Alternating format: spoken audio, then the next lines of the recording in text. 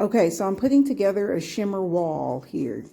So I just wanted to give you guys a tip on how to assemble these shimmer wall backdrops.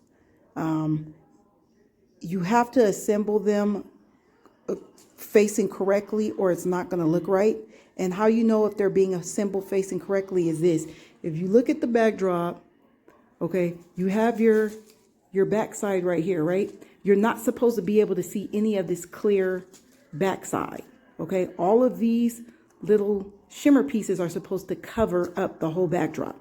So when you're turning it, if you can see any of this, that means it's facing the wrong way. So what you want to do is keep turning it until you no longer see the clear part of the backdrop. See, you can still see it. Keep turning it. There you go. See how all of the shimmer pieces are completely covering the backdrop. This is how you know you're facing it the right way. Let me adjust those two shimmer pieces. This is how you know it's facing the right way. So I'm going to show you again. When it's facing the wrong way, you see how you can see it? You can still see the back. See? But when it's facing the right way, you don't see it at all. It's completely covered, the clear part. And that's how you know that you're assembling it. So make sure whenever you're assembling each piece that you do not see the clear part, that the shimmer pieces cover the entire back of the backdrop. So basically what you are going to need for the shimmer wall is, of course, the shimmer wall panels. And these panels are 1 foot by 1 foot. I bought these off of Amazon and they come in boxes of 12. So when you assemble the 12 together, it's like a 4 feet. See, this would be like 4 feet long by 3 feet wide, or, you know, you can flip it and do it the other way, 4 feet wide by 3 feet long. So I want this to be tall enough, obviously, for people to be able to take pictures. So I bought 3 boxes, which I believe is 6 by 6 feet. So it'll be 6 feet tall and 6 feet wide. So that should be at least big enough. Or you can do like a 7 by 5, I believe. Yeah, 7 by 5 will be covered. So it can be 7 feet tall and 5 feet wide. So 7 feet tall. I think I'm doing a 7 by 5 because at least 7 feet should be able to cover pretty much most people's height, you know. So 7 by 5, I think I'm going to go with that. But so you got to get your panels, and then you need your backdrop, a sturdy backdrop. I would not recommend getting like those cheaper ones you get from Amazon, like the $40 ones that have the 3-prong stand at the bottom, or the 3-prong base. You need something with a sturdy stand. So I got this from eFavorMart. This was about $180. So yes, it is a little bit more pricey, but those panels can get super heavy, and yeah, you don't want it taking the stand down. It's better to just spend more money and get the support that you need for this look to work. And these do well outside too. You know, granted, you have to put weights at the bottom, but even I've tried the 3-prong ones, and even outside when I put a bunch of weights on, it's still not as sturdy as something like this.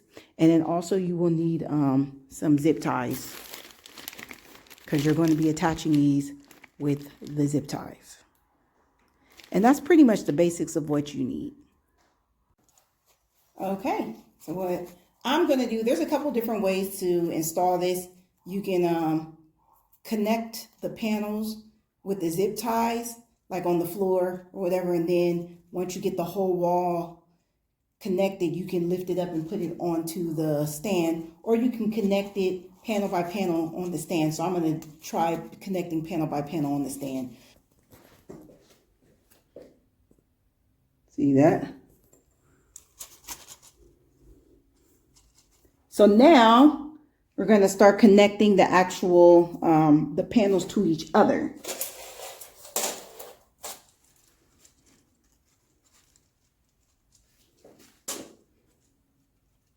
Before you connect them, remember to make sure that they are facing the right way. That is very important. I don't know how many times I have to stress that, because if you don't, it's not going to look right. Walk in the room and everybody's got opinions, but I don't really care.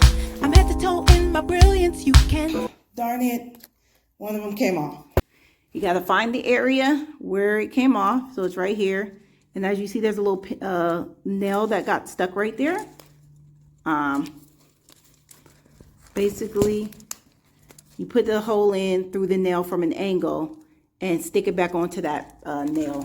So let me go ahead on and see, stuck it back in the hole of the nail. That's all you do. I give me a super fun, sexy high. Oh yeah, super fun, sexy time. Elevated, elevated, elevated. This is how it looks when you put a fan in the back. Put it on there. Give it that shimmer and shine. So this is the shimmer wall. I hope this tutorial has helped you out. It took a lot of work. So I say give yourself about an hour and a half to 2 hours to set this up.